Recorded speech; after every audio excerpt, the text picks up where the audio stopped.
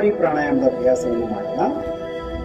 ಕಣ್ಣುಗಳನ್ನು ಮುಚ್ಚಿ 2 ಸುತ್ತನ್ನ ಮಾಡೋಣ. ನಂತರ 3 ಸುತ್ತನ್ನ ಷಣ್ಮುಖ ಮುದ್ರೆಯಲ್ಲಿ ಅಭ್ಯಾಸ ಮಾಡೋಣ.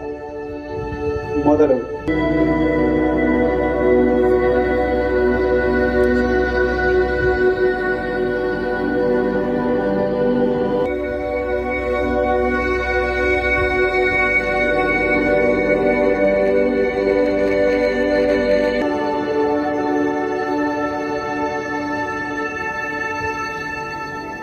ಮತ್ತೆ ಮೂಗಿನಿಂದ ಉಸಿರು,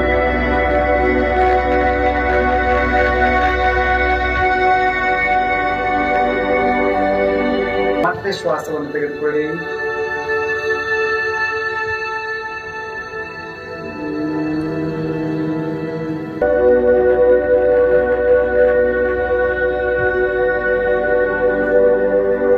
ಹಾಗೆ ಕೈಗಳನ್ನು ಕೆಳಗೆ ತಂದು ಜ್ಞಾನ ಮುದ್ರೆಯಲ್ಲಿರಿಸಿ ಕಣ್ಣುಗಳನ್ನ ಮುಚ್ಚಿ ಸ್ವಲ್ಪ ಕಾಲ ಕುಳಿತುಕೊಳ್ಳಿ.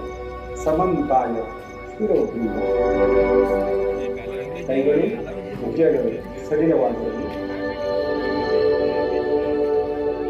ಈಗ ನಿಧಾನವಾಗಿ ಉಸಿರನ್ನು ತೆಗೆದುಕೊಂಡು ಉಸಿರನ್ನು ಬಿಡಿ. ಸಂಪೂರ್ಣ ದೇಹ ಶೀತಲವಾಗಿರಲಿ.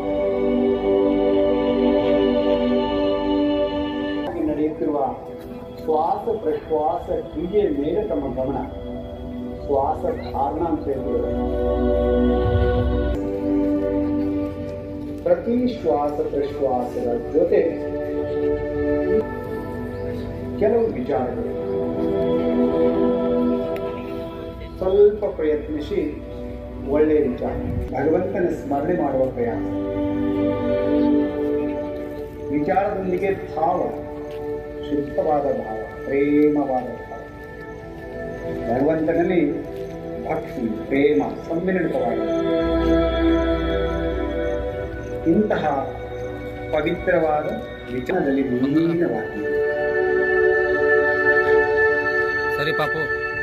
ಮೈ ಮನಗಳಲ್ಲಿ ಹೃದಯದಲ್ಲಿ ಓಂಕಾರದ ಸ್ಪಂದನ, ತಸ್ಯ ವಾಚಕ ಪ್ರಣವ.